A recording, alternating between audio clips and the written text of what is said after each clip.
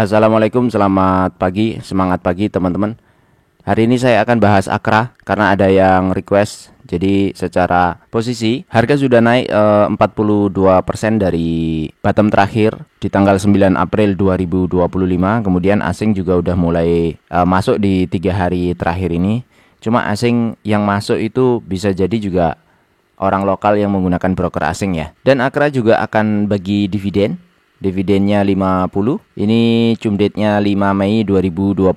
Jadi kemungkinan di minggu pertama ya, bulan Mei. Oke, sebelum masuk ke laporan keuangan, saya akan sampaikan juga kepemilikan saham.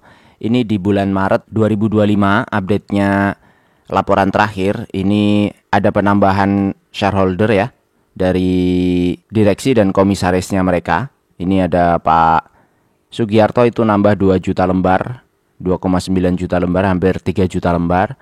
Ini komisaris. Kemudian Pak Jimmy nambah 1 juta lembar. Bu Mary Sofi nambah 800.000 lembar. Kemudian yang masyarakat non warkat ini berkurang. Ini karena ya dibeli oleh beliau-beliaunya. Jadi di bulan Maret mereka nambah kepemilikan. Ya mungkin ini salah satu tanda bahwa kepercayaan mereka terhadap saham ini, atau pas waktu kemarin bulan Maret ada diskon. Ya area-area sini kan harganya masih harga bottom bawah. Jadi mungkin mereka nambah-nambah di situ. Lanjut ke laporan keuangan. Yang pertama masalah kas. Kas ini turun sedikit, ini nggak masalah sih, 5,3 ke 5 triliun, aman-aman aja.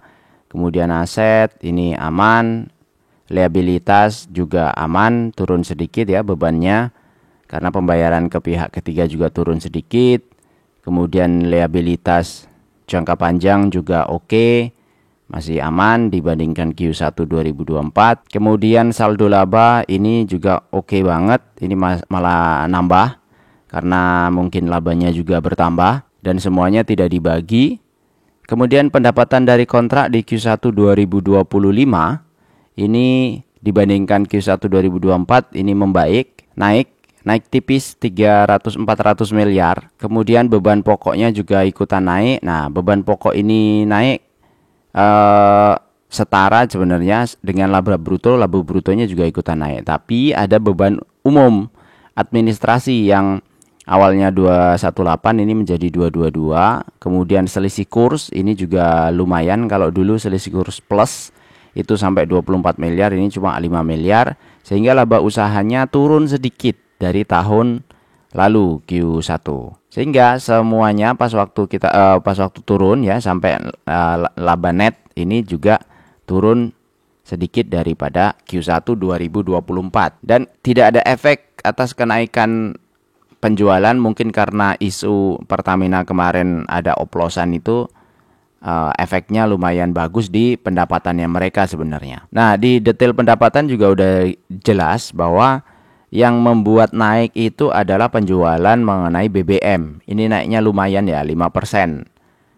Lebih ini 7,8 T yang awalnya 7,4. Maka beban-beban pun juga ikutan naik terkait dengan distribusi BBM-nya ya.